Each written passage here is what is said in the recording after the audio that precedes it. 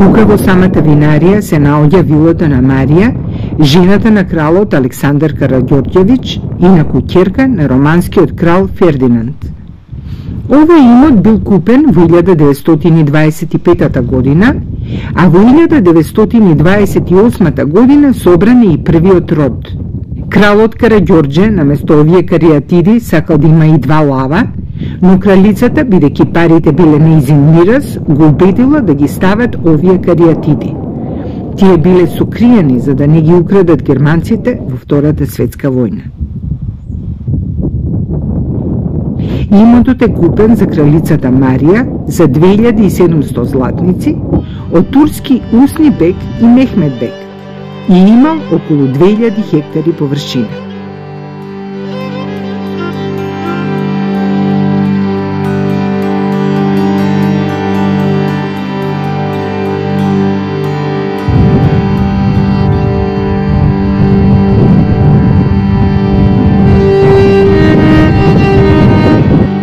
В 1934 година изградена е вилата Марија, која доаѓала тука за одмор и креација. Десниот балкон, тука што го гледате, било ателјето на кралицата Марија, а левиот балкон, тука и се наоѓале спалните одаи и работната соба. И како што гледате, таа директно гледала во црквата. Таа е ктитор на црквата, таа била многу креативен човек и голем уметник и бидејќи била и побожна жена, се изградила црквата и таа е ктитор на црквата. Овој простор е под заштита на УНЕСКО.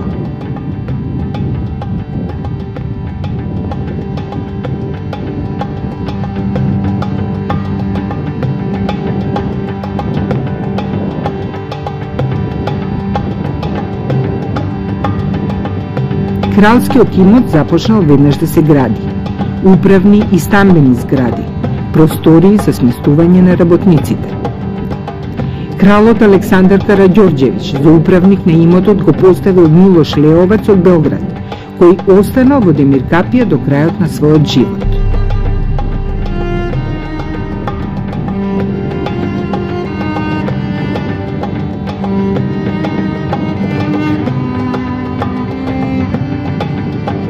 Жал ми е што дури со моето пропатување низ Повердарието го дознав овој дел од историјата.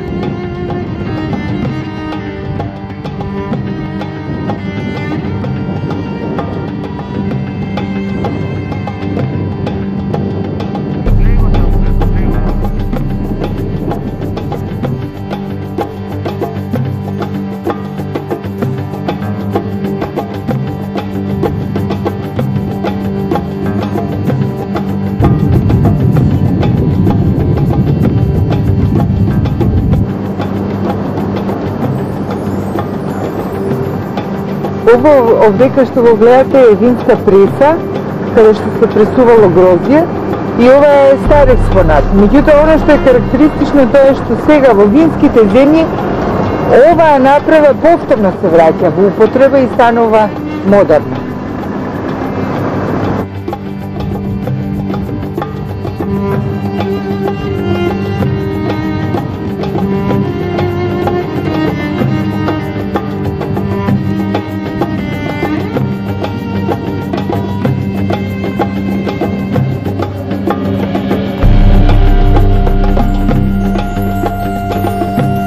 Сепак, основната дејност било лозарството, па кралот токму тука ја направил својата винарска визба, во која се произведувало високо квалитетно црвено вино.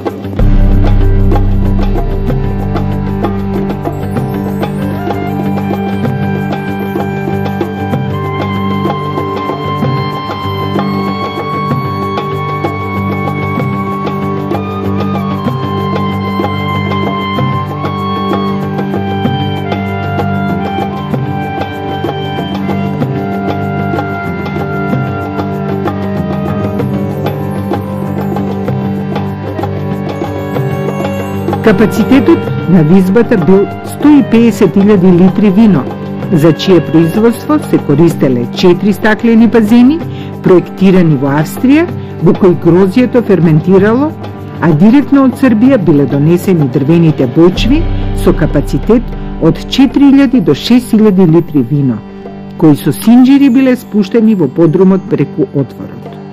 Од тогаш до денес бочвите не се поместувани.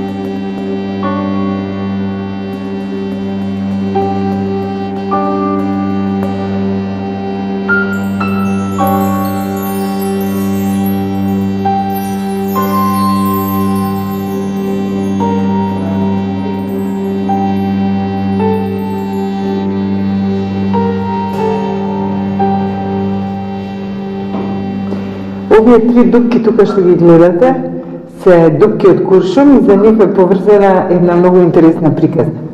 45 година по капитулацијата на германците, кога со војска се враќале тука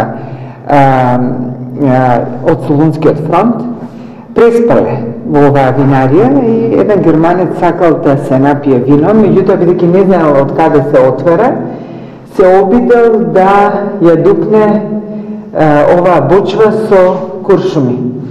Меѓутоа, ова е едно дабово дрво, 9 сантиметри е дебело и за среќа наша, тој не успел да ја дупне оваа бочва, ја останале овие дупки од куршум и гледате таа полека почнува да се затвара.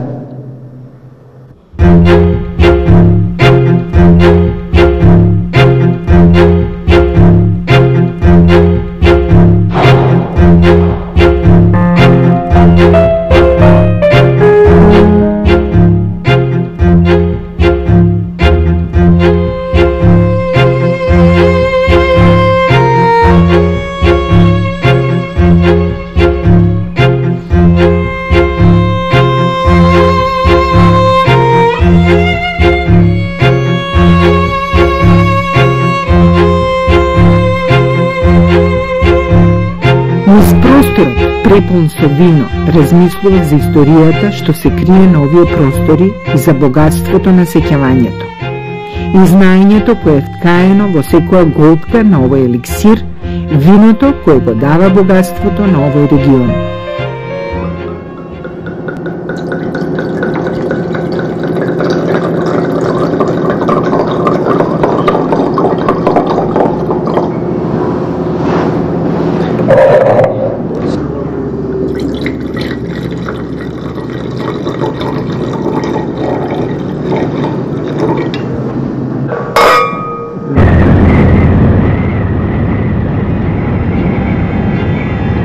Ќе се поздравиме сега со вас и ќе влеземе во овие клисури кои во себе носат една друга енергија и сосема различен повик за истражување.